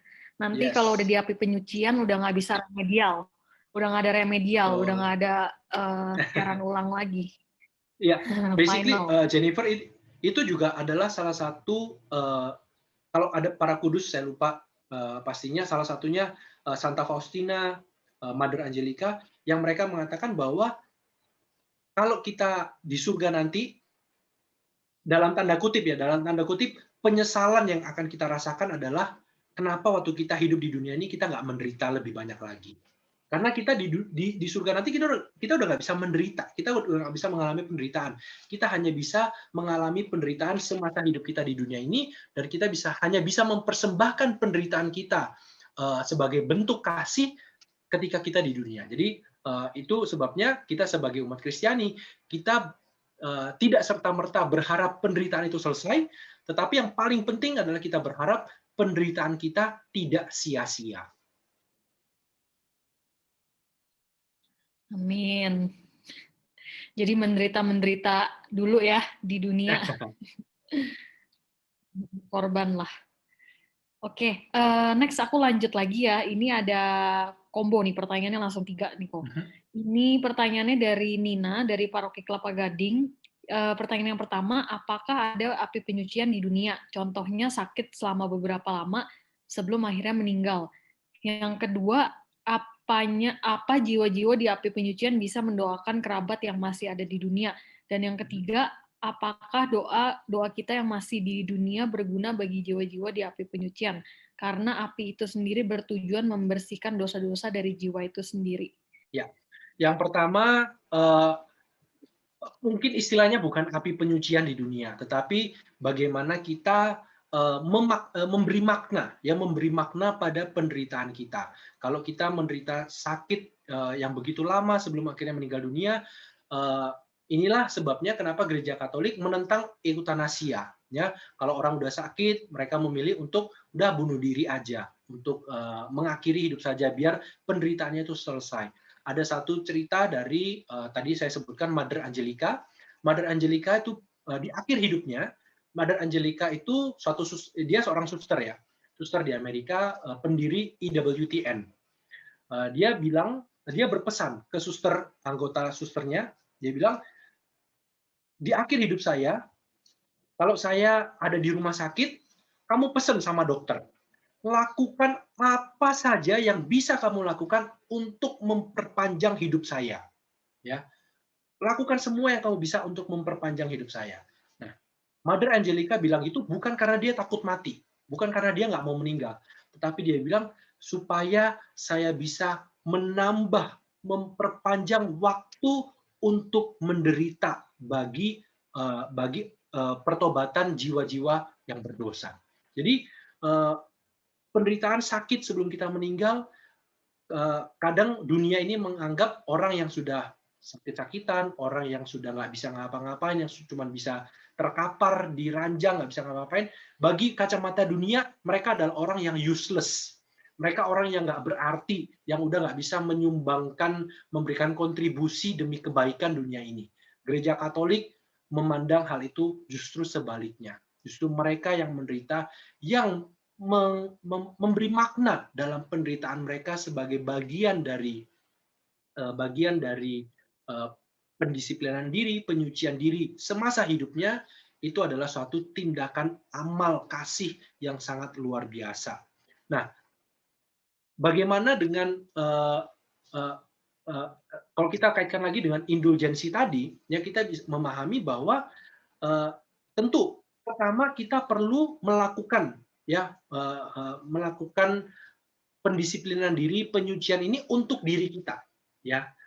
Andai kata ya misalnya kayak JJ kan luar biasa, suka ikut misa harian. Dia udah melakukan berbagai macam perbuatan rohani, amal kasih yang cukup untuk menebus dosanya, ya. Jadi siksa dosa sementaranya JJ misalnya udah lunas. Tapi dia masih terus melakukan hal itu. Berarti sia-sia dong? Enggak. Ya enggak sia-sia. Karena jasa-jasa dari perbuatan amal kasih kita, kalau sudah cukup untuk diri kita, itu akan ditampung dan akan dibagikan untuk jiwa-jiwa yang membutuhkan. Itulah indulgensi. Jadi indulgensi itu kita melakukan perbuatan amal kasih untuk membayar dosa kita, siksa dosa sementara kita. Tapi kalau kita punya udah lunas, kita punya udah cukup, kita udah cukup menyesal, kita udah cukup menjalani hukuman tadi, mendisiplinkan diri, kita tetap melakukan itu dalam suatu tindakan yang rutin, jasa-jasa dari perbuatan kita itu bisa kita berikan untuk jiwa-jiwa di api penyucian melalui indulgensi tadi. Melalui indulgensi untuk mereka.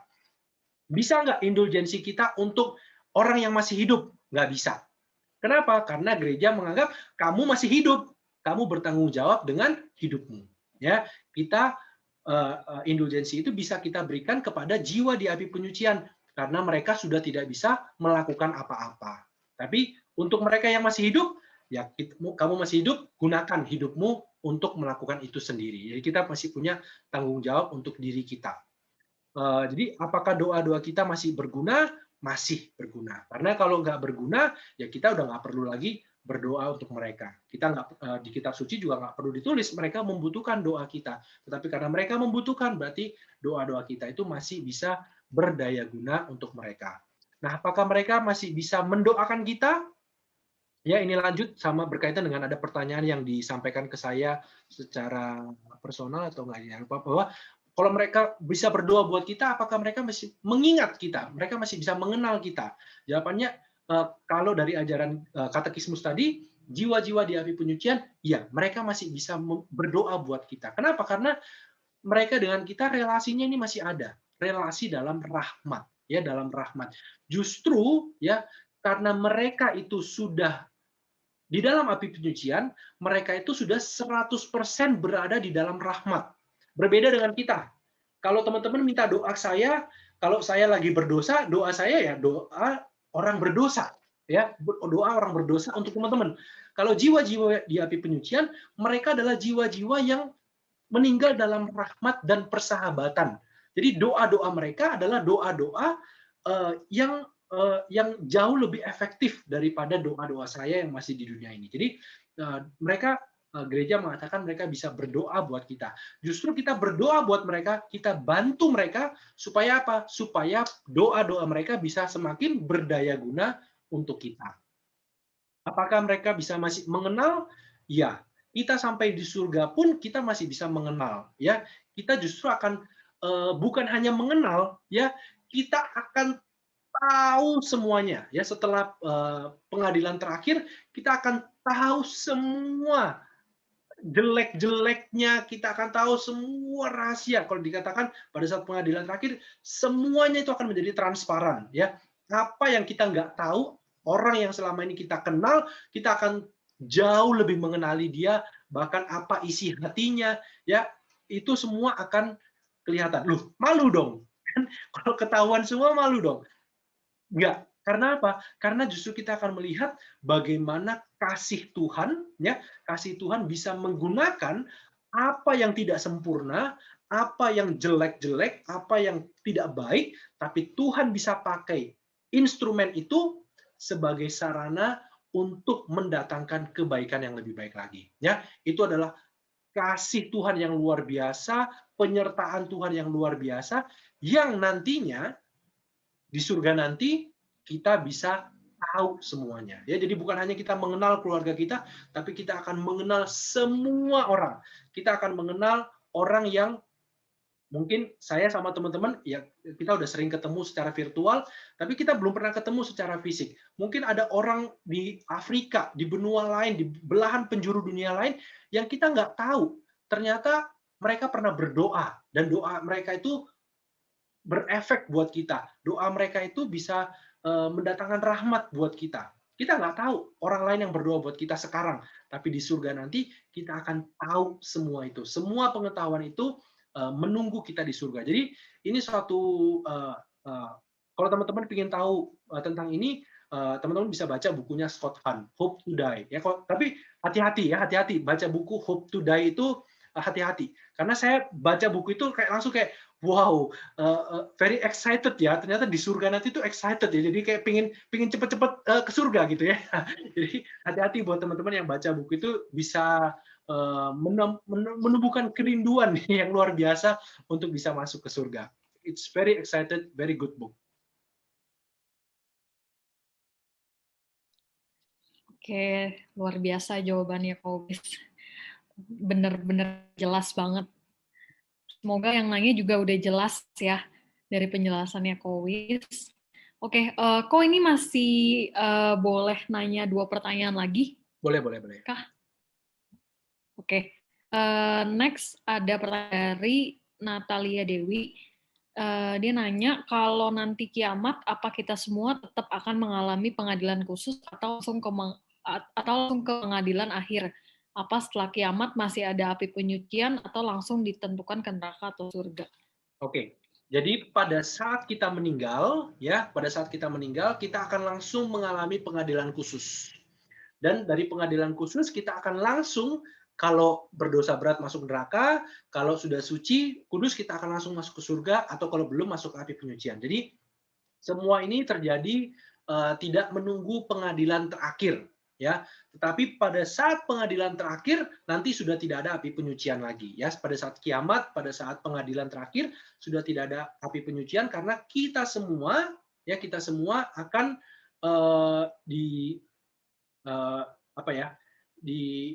diadili. Nah, di sini kita juga perlu hati-hati, ya, perlu hati-hati bahwa sekali lagi kita perlu berhati-hati dengan konsep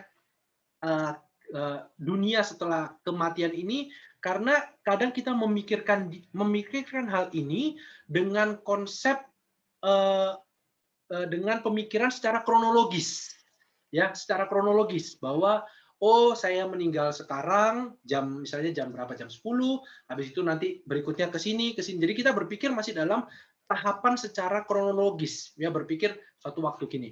Tetapi ketika kita masuk ke pengadilan terakhir, pengadilan khusus ataupun ini, kita berada dalam sesuatu keadaan yang tidak terikat oleh ruang dan waktu, ya. Jadi sebenarnya saya juga nggak bisa memberikan jawaban secara pasti, ya, secara pasti apa yang akan terjadi setelah kiamat, baik secara apa yang akan terjadi maupun bagaimana proses yang terjadi itu, karena kita tidak bisa menelaah kejadian itu secara kronologis. Dan saya juga belum pernah membaca secara pasti apakah misalnya pada saat kiamat nanti mereka yang meninggal pada saat kiamat itu mereka akan melalui pengadilan api penyucian dulu baru di pengadilan terakhir, atau mereka langsung ini. Saya mohon maaf memang belum pernah membaca apakah yang meninggal pada saat kiamat apakah langsung hanya pilihannya neraka atau surga, atau mereka bisa melalui api penyucian dulu baru masuk ke pengadilan terakhir. Tetapi kalaupun bisa masuk api penyucian dulu baru pengadilan terakhir, kita perlu memahami bahwa mungkin bagaimana mungkin, kan udah kiamat kok masih bisa begini. Nah, itu di situ kita perlu berhati-hati bahwa kita jangan berpikir berusaha memahami apa yang terjadi ini secara kronologis, secara urutan waktu, ya, karena apa yang terjadi di sana itu berada di dalam dimensi waktu kita.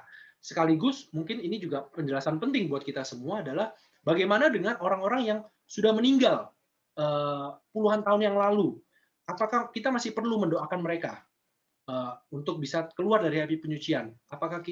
Bagaimana kalau mereka sudah di surga? Apakah kita tetap perlu mendoakan mereka? Bagaimana kita bisa tahu mereka sudah berada di surga, nggak lagi di api penyucian? Sekali lagi, pemahaman ini bisa membantu kita untuk memahami bahwa api penyucian itu berada di luar waktu kita di dunia ini, sehingga doa kita sekarang, ya, doa kita sekarang 30 Juli 2021, rahmat atau efek dari doa kita ini bisa dirasakan oleh jiwa-jiwa di api penyucian. Ibaratnya gini sih, meskipun mereka sekarang sudah masuk di surga, tetapi doa-doa kita ini bisa memberikan rahmat pada saat membantu mereka pada saat mereka dulu masih di dalam api penyucian.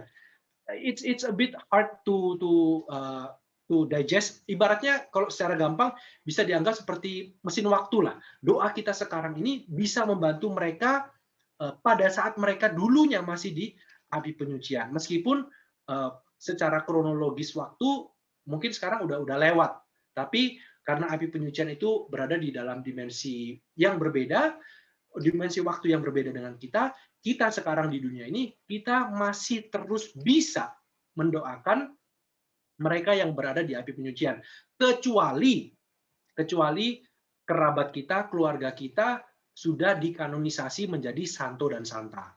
Maka secara definitif kita tahu bahwa mereka sudah masuk di surga. Mereka tidak lagi membutuhkan doa-doa kita. Tetapi kalau bagaimana dengan emak kita, om kita, atau orang tua kita yang sudah meninggal, kita terus diminta untuk terus mendoakan. Nggak berhenti-berhenti.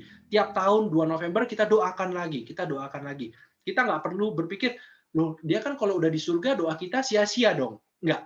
Doa kita sekarang itu bisa dipakai Tuhan untuk membantu mereka di api penyucian pada saat mereka masih di api penyucian. Entah itu dulu, entah itu sekarang, atau entah itu masih, itu di luar ranah kita. Tapi yang pasti kita masih bisa melakukan doa untuk mereka.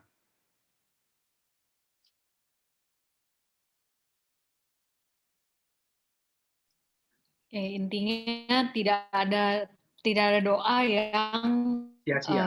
sia-sia atau percuma, semua ada manfaatnya ya, Ko ya.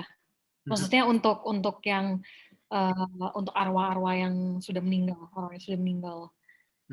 Oke, aku lanjut ke pertanyaan terakhir nih ya, Ko. Boleh. Pertanyaan terakhir ada dari Paulus. Bagaimana dengan arwah gentaya yang menjadi penunggu rumah dan sebagainya? Oke,